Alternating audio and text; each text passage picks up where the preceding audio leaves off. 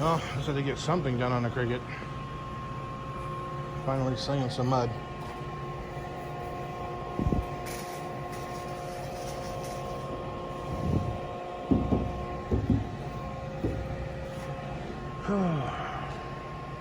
Okay, so I got about as far as I could on the other project, so I did get over here and jump on the Cricket. I wanted to show you guys an interesting little tidbit of information here. So as you can see, this door is phantom mist as well.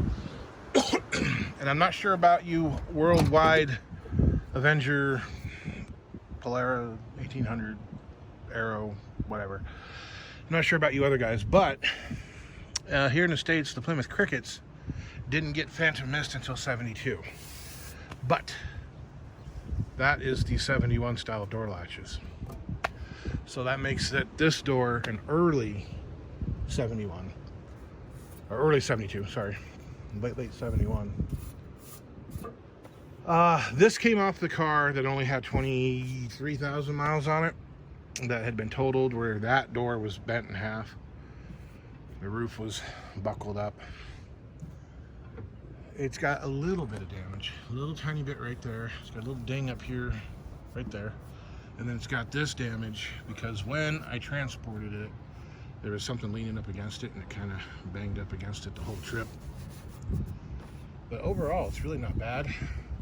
The problem is the frame is different between the sedan and the wagon. So, I'm sure you know where I'm going with this. I think if I drill these spot welds, and then probably something similar on the other side, I think the door frame will come off, and then I can do the same thing with the wagon door, and that'll take care of the rust, because I don't want to ruin a good door just to chop this bottom piece off and try to patch the wagon doors. Especially since this door on the wagon, I think, has a crease down the middle of it. But, you know, it's like another answer to the why would I park this car out. Well, look. See all this damage here. This is cold galvanizing compound. It's like a sprayable zinc. Farmers use it when they're building a fence and they do some welding out in the field. They spray it over the weld to keep it from rusting. And as you can see, it did a good job, even in Washington, bare metal, keeping it from rusting. But I digress. So you see how beat up this is, how much filler there is still there, and all the slide hammer holes everywhere, how rough all this is. I mean, you can see it really well in this camera, but I mean, it's all the way up to here at least. You see all the damage in there to all these welds, how this pinch weld got pulled apart, and then there's damage to that package tray that I showed you in one of the other videos. This would be a tough fix. If I had another car that I could cut all this off of, it'd work. So that's what I'm doing. I'm cutting it off the wagon, putting it on this, so basically. And that makes it a good donut. So one of the other things is when I was hauling this thing out here, I actually towed it behind the Volvo. And I just had it flat towed with that tow bar you see in the picture there. I noticed when we were in Jackson, Wyoming, that there was a puddle of oil by the back wheel, both wheels. And no, these tires were not on it. Those tires were on it when I towed it. These were off of the car I traded for the wagon. You see how bad it's leaking. So I jacked it up, spun it, and of course the bearings growled real bad. And there was a lot of play in the bearing, and I went, crap, okay. We're kind of screwed here. I had two axles in there, but only one of them had axle shafts in it. So I told Christy, she was behind me, I said, hey, you keep an eye out. You see any smoke, you tell me. You get a hold of me, honk at me, call me, whatever. So she calls me up. We made it all the way almost to the Kansas state line. And she says, hey, I see smoke. So I pulled over, and I'm looking in the mirror, and I can see a little bit of smoke. I jacked it up, and I grabbed a hold of the wheel stud, and then the whole axle came out. So the bearing was history. And then I went, no big deal, I'll just pop the axle out of the axle shaft out of the axle housing. Well, it was completely stuck and it was seized. The bearings were locked up solid on both sides, and they are reversible left and right. So I had to take her car, go find a Napa, get a big ass hammer, beat the crap out of the backing plate, got it all apart, popped the seal out of the bearing, got some WD-40 down in it. I got it where it would turn a little, and then I turned a little more, and a little more, and a little more, and I finally got it where it would spin. I just kept soaking it with WD-40, and then finally I filled the bearing up with gear oil, popped it in. Same thing, I told her keep an eye on it. It didn't have any play in it, but it was real rough and real growly. So you can see this is one of the junk axles, came out of one of the junk cars, had about 1 million miles on it, and I don't think you can hear it. It's kind of growly, actually it's a lot growly, but it's not as bad as it was when I put it in. And as you can see, it's leaking like a sieve, but it's tight. It's always been tight. And see, every time I'd stop somewhere, I'd always come back here and put my hand on it to see if it was getting hot. If it was getting hot, then I knew the bearing was gone. It's fine, and that one never came apart, but I went ahead and prepped the other axle shaft by getting it freed up, getting it oiled up, having it ready to go. This gas tank's got a hole in it, but we made it. But as you can see, I mean, it's leaking from this bearing. It's leaking a little bit from that bearing, although it hasn't leaked much sitting here because it's been sitting kind of, you know, this way down. But the pinion is leaking bad. I mean, there's a pretty good sized puddle there. And I don't know if you remember, I was talking about it when I put the shocks in the back of the other Cricket. They don't leak from the outside, they leak through the splines and the nut, and they come out of the inside of that flange. You see? Right there.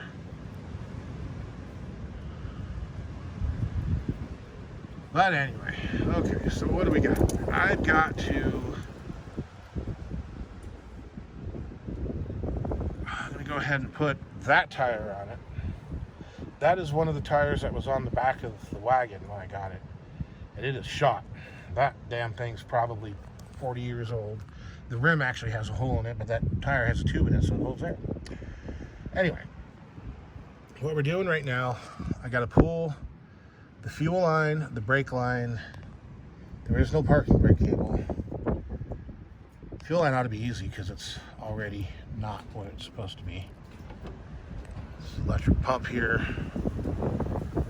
I had a lawnmower gas tank in the trunk that was running it, but when I traded the other car off, it went with the other car. You can see this dent. That's where when Grandpa's truck rolled on the driveway and hit it, it pushed this side into my trailer, and that's where the fender on the trailer, I mean, that's after I pushed it back out, but it, you know, a pretty good dent in it. Anyway, okay, so we're gonna pull that brake line, which might not even be hooked up.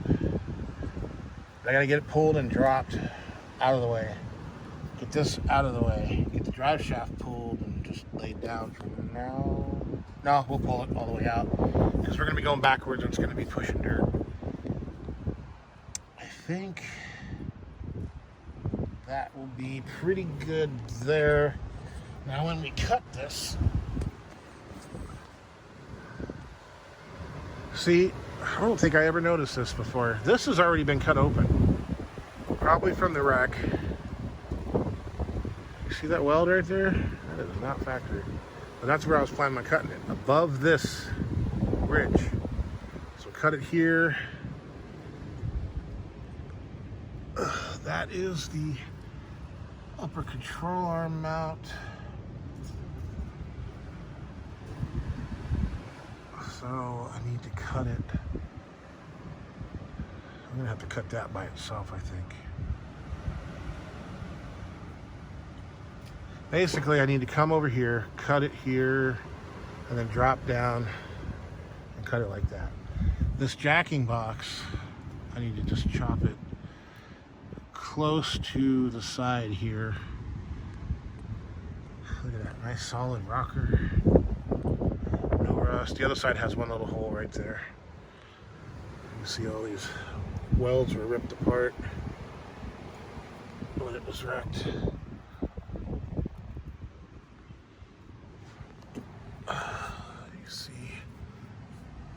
what the body shot did. There's a hole there. God, there was so much damage. I'll bet you this thing was pushed in completely flat. So I feel a big dent right there. You can't even see right there. Yeah, it's just all wrinkled. That was when the car was like 2 years old. They just about totaled it. The people fought them and they didn't fix it. And that, when I threw this thing back together, I just had some cut springs and the tires were scraping that were on it. So I threw these wood in there to lift it back up. Okay, that's gonna be a pain in the butt. And you can see all the oil. This car had about 160,000 on it. At least. The wagon, that's one of the things that makes me believe it has original mileage on it, because it's so clean underneath. There's no evidence of anything like that. Exhaust needs to be done. I mean, it's intact. Glass pack, it's loud as hell. But it needs to be all redone. Oh, man. Okay, time to get busy. Get this knocked out before the night. Okay, it's Wednesday. I got class tonight and a bunch of errands I gotta run. So I've only got a couple hours here I can get work done. We almost got this thing put back together and moved. Let me show you. Got the strut on, the wheel on, all that's done. I didn't bother putting the caliper on because this is all gonna come back off anyway. I just need to be able to move it, pair it. Pull the fender off. I got to do this side. The problem was I needed to turn the wheel and the keys have disappeared. I don't know why or where. I don't know if the kids have gotten into the car and lost them, or I do know when the wagon first showed up, I grabbed up all of my keys and went out to try to find one that would fit. So they might be with that. So I had to pull the lock off, but I don't want to ruin it because it's still good. So I had to cut a notch in them, and it was loose enough that they came right off. So easy peasy. So now I need to turn the old wheel here and do the other side, and then I got to move this Mazda. I got to move the Celica first. I'm going to put the Cricket right there. I got some lacquer thinner I'm going to put in the tank, swish it around, and then take it to the car wash. Make sure all the stuff's out of it. And then I got to pull all the doors off of this, and the fenders. I'm going to leave the hood on it for now. The trunk lid I can pull off. And then next weekend, I'm just going to chop it right there. Chop it right there, and then across the floor on both sides. Get the two halves, apart. Get this part moved somewhere, and then I can start cleaning everything up and getting it all the spot welds drilled and ready to be mated. I'll have to drill those first, actually, before I do any cutting. I want to keep this intact in case I have to use it. But that's it for now. I'm going to get started on that other side, and I'll be back in a bit. Some observations as I'm over here working on it. So this cross member and all these parts came off of my green car over there, my original Cricket. This red control arm, that is one of my, well, not original because my dad had actually had them replaced, but that's one of the OG control arms off of the green car, and they're worn out. And here I'm kind of knocking and rattling.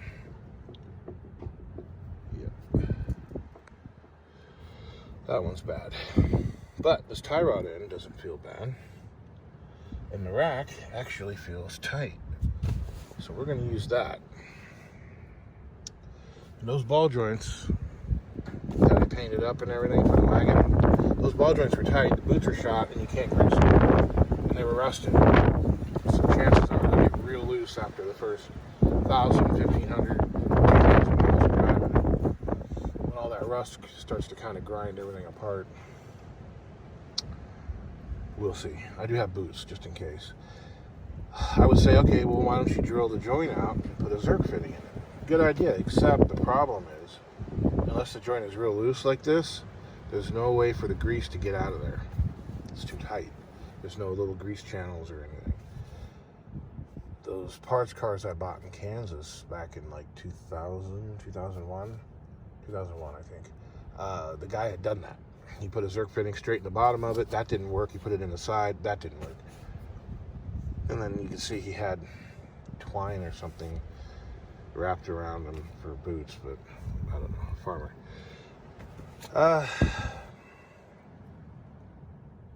Yeah, I notice this bushing's going bad. I put those bushings in.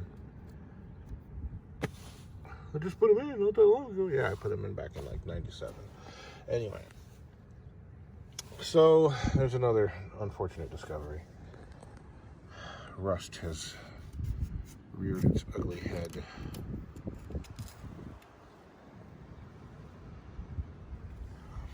And unfortunately, there's layers here. You have the end of the rocker, dips underneath this, kind of like the joint up here on the A-pillar. Dips in underneath this, curves around, and then this section goes over the top of it. Right here is the joint. So it looks like it's going to be rusted on both ends. So I'm going to have to cut it about here. Easy. And maybe cut it down a little bit, drop down a little. Cut it at an angle. I think this is all okay here. I don't know, you get a screwdriver and poke at it. And then I'll have to, once I open this up, I'll have to get in there and cut that section out and replace it. Not unexpected, but unfortunate, disappointing as well. I'll have to, the rocker still looks solid, so that's good. See, this car spent its life in Los Angeles, and I've said it before, but I got it from the guy whose parents got it new. They traded a Hillman Imp in on it, so they were Roots fans to begin with, and they had put, or somebody had put, Gabriel hijacker air shocks in the back. It had a hooker header, it had a glass pack and 2-inch exhaust all the way back. It had a front spoiler, had a tachometer, had fog lights, had racing stripes, GT racing stripes. I mean, this thing was kind of sporty, kind of cool. It had little stainless steel mud flaps. And then somebody had taken it had mag wheels. So somebody had taken the mag wheels off and put the stock wheels back on it. But I got the mag wheels when I got the car. The problem is they leaked. One of them didn't really leak, and then one of them leaked just a little, and then one of them looked just a little worse, and then the third one, like, you'd have one that would go flat in about a month, one that would go flat in like 2 months, and then one that would go flat in like 3 months. And then the fourth one would go flat in like 2 years or something, but I think that's why they took them off. And the spoiler, I think it was still on the front of it. The fog lights were still on the front, but they were junk. Tachometer didn't work. As a matter of fact, it was shorted out and it wouldn't let the car start. That's not why it was parked. That happened while it was parked. I don't know.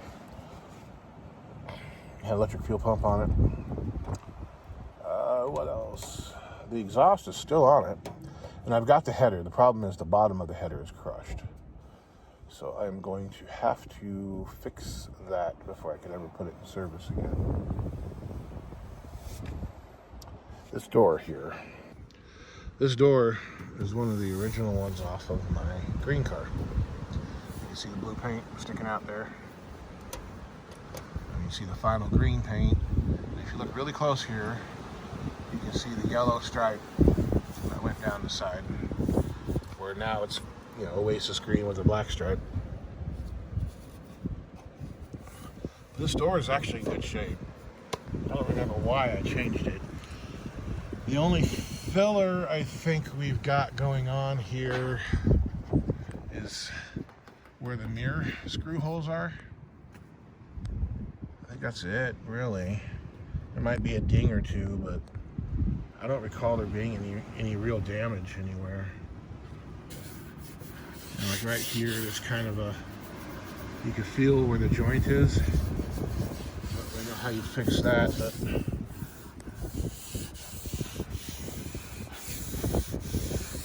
yeah,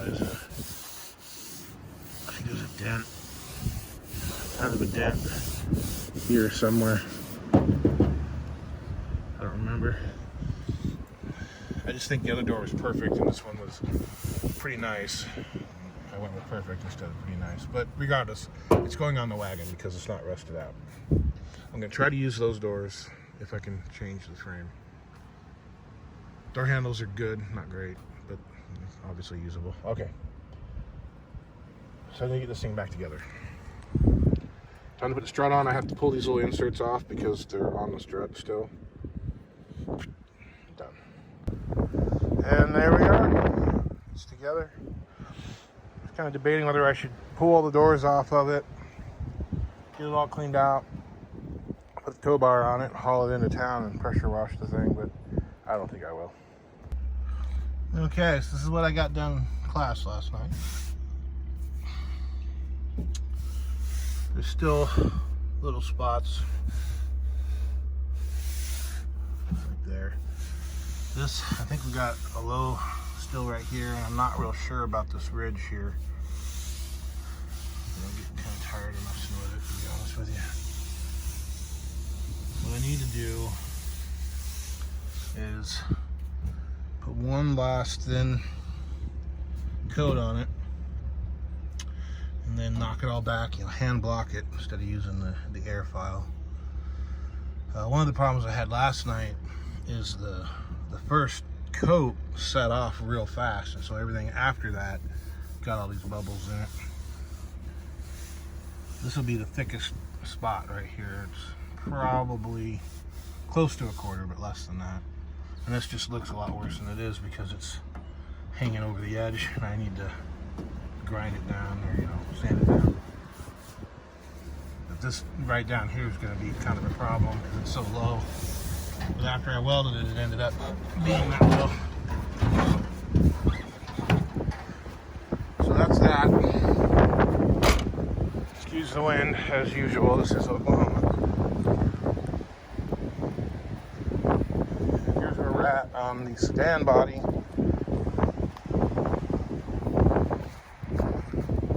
Got all the doors off. I'm going to leave the hood on for now, keep the engine out of the weather. Again, you can see the damage here. The pinch weld is split, and all this up here. See that? Pretty good sized buckle there. Here, I don't know what that hole is for. Pretty good buckle there. It's buckled up there, along there. All this has been beat up and pulled apart.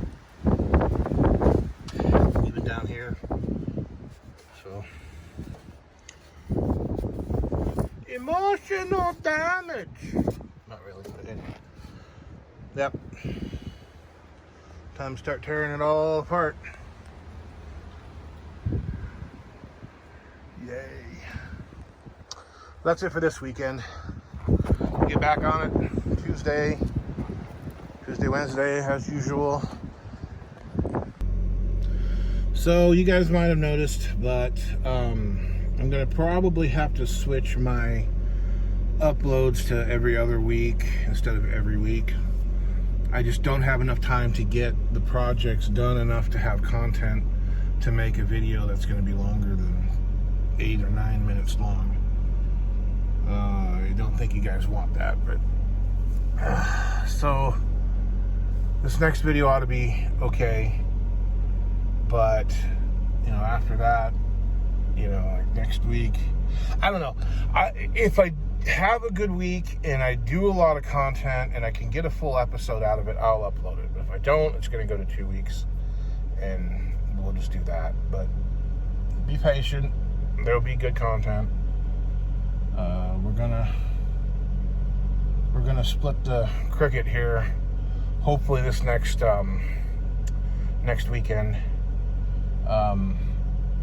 I have to drill the welds on the bottom of the B pillars and cut the welds and get that separated from the rocker, and then I can just cut the roof, cut the floor. I'm going to have to unbolt the lower control arms on the rear axle, and then I think that might be it. Or I may actually have to drill those spot welds and leave the frame rails in place, maybe. I don't know. We'll see. I'll get to it and decide, because if I take the control arms off, I won't hardly be able to move that back half. There won't be any support holding the axle in place, so yeah, we'll probably get underneath it and get a better look at it. But I've got other things I got to do. You know, the Jeep needs to be put back together. The Cherokee, the Celica probably still needs some work. I got to change the oil in the Volvo here pretty soon. Oh boy, oh boy, oh boy. Lots and lots and lots of stuff. I got to work on this truck. Whitey here. I just got the muffler put on it, and thank God, because that rattle was driving me nuts. The baffles broke loose inside the muffler, so it would just, at a certain RPM, it would just rattle like somebody had a can full of nuts shaking it up. But I need to swap the engines here between these two trucks, so I still need to go through that truck a little bit and drive it for a little and make sure that that engine's 100%, and then swap them. Boom, boom. It's going to be a busy summer because I need to transfer out and go back to Washington for a couple of months and get the Dodge put together, get Grandpa's truck put together, and come back. But we'll see. Right now, I need to go to work. So that's it for this episode. Stay tuned for the next one. We're going to get busy.